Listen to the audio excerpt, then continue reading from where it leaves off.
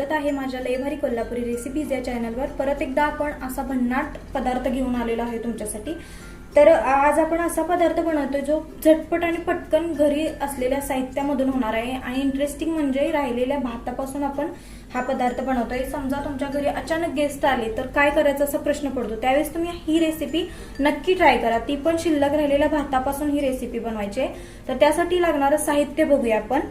इथं मीडियम साईजचा एक कांदा आणि 8 ते 10 लसणाच्या पाकळ्या त्याची मी पेस्ट करून घेतलेली आहे।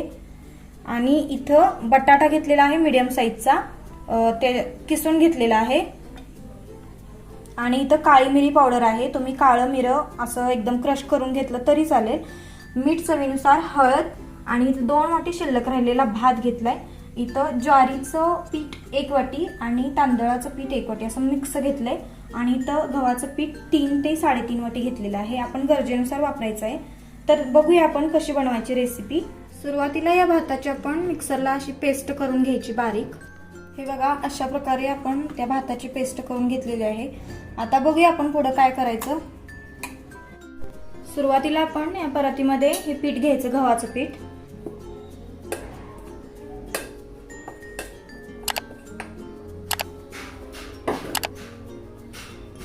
त्यानंतर तांदूळ आणि ज्वारीचं पीठ,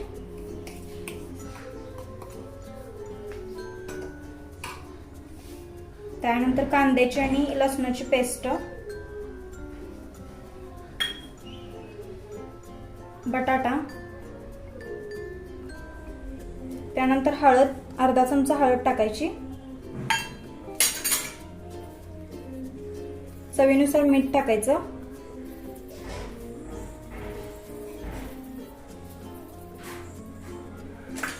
आणि अर्धा चमचा काळी मिरी पूड टाकायची।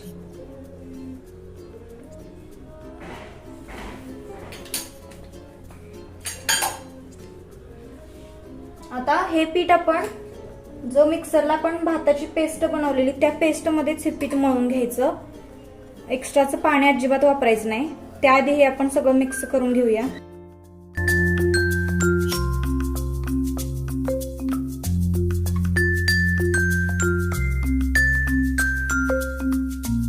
आता ही भाताची जी पेस्ट केलेली त्या पेस्टनीच हे पीठ मळून घ्यायचं। एक्स्ट्राचं पाणी अजिबात वापरायचं नाही।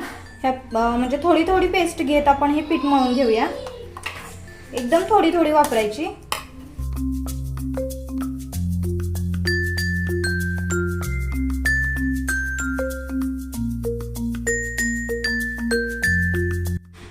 अशी थोडी थोडी पेस्ट घेत आहे ना आपण हे पीठ मळून घ्यायचं।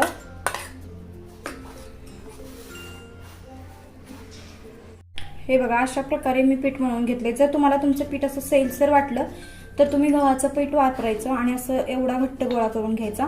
आता काय करायचं, हे पीठ मळलं ना तर असं मुरत नाही ठेवायचं, याचे पटकन गोळे करून वडे करायला घ्यायचे। कारण ह्याला ना कांदा आणि मिरं घातलं ना त्यामुळे ह्याला पाणी सुटण्याची शक्यता असते। पटकन याचे गोळे करून करायला घ्यायची ही रेसिपी। हे बघा अशा प्रकारे गोळे सगळे करून घ्यायचे। सुरुवातीला गोळे करून घ्यायचे आणि मगच वडे करायला घ्यायचे।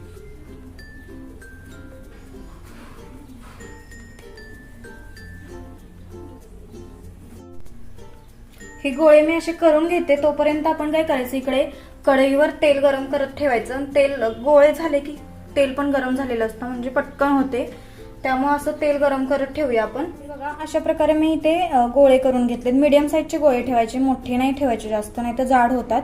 आणि पटकन वडे करायला घेऊया आपण। त्यासाठी सुरुवातीला मी इथं एक पातेलं घेणार आहे। हे बघा असं हे पातेलं ठेवायचं आणि कॉटनचा कपडा घ्यायचा आणि इथे एका भांड्यामध्ये ना पाणी घ्यायचं। असं अधूनमधून हात लावायला आपल्याला पाणी लागणार आहे। आणि हे असं कॉटनचा एक स्वच्छ कपडा घ्यायचा असा, आणि ह्याच्यावर आपण वडे थापून घेणार आहोत।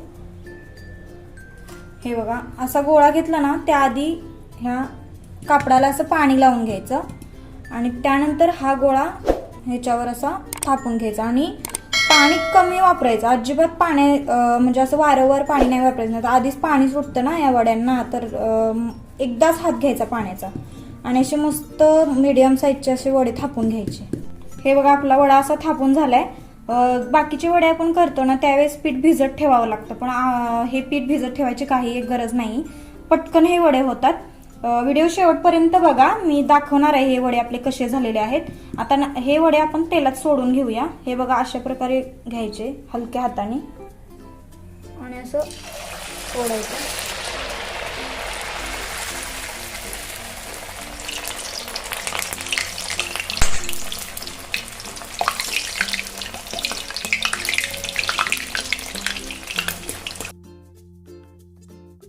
फुललेला आहे. बाकीचे पीठ भिजू ठेवावं लागतं, त्याशिवाय वडा फुगत नाहीत, पण हा वडा अगदी सहजपणे तेलामध्ये फुगतो आणि मस्त असा खमंग होतो. हे बघा वडा आपला भाजलेला आहे, आपण काढून घेऊया.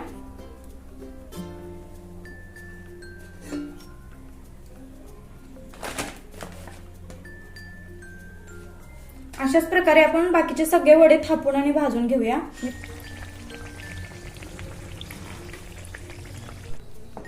हे बघा आपले वडे सगळे तळून झालेले आहेत, तुम्ही बघू शकताय. सगळे वडे आपले फुगलेले आहेत चांगले. हे वडे तुम्ही कुठल्याही भाजीसोबत खाऊ शकता, एकदम अप्रतिम लागतात हे वडे. खरंच करून बघा. घरी आपल्या काय शिल्लक राहिलेला भात असतो त्यापासून झटपट होणारी रेसिपी आहे, एकदा ट्राय करा आणि मला कमेंट करून सांगा की ही रेसिपी कशी झालेली आहे. आणि माझ्या चॅनलवर नवीन असाल तर प्लीज सबस्क्राईब करायला विसरू नका, लाईक करा, शेअर करा आणि महत्त्वाचं म्हणजे सबस्क्राईब करा, कारण असे काही छोट्या मस्त रेसिपी मी तुमच्यापर्यंत पोहोचवते, त्याचे नोटिफिकेशन तुमच्यापर्यंत येईल, त्यासाठी प्लीज सबस्क्राईब करा. हे बघा तुम्हाला दावते मी.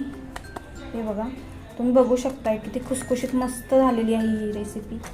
हे बघा बघू शकताय तुम्ही, एकदम कमी तेलकट पण आहे, एकदम तेलकट अशी नाही होत, ऑइली अशी होत नाही. हे बघू शकताय तुम्ही, मस्त खुसखुशीत होतात हे वडे. नक्की ट्राय करा. या नेक्स्ट रेसिपी सोबत. थँक्यू.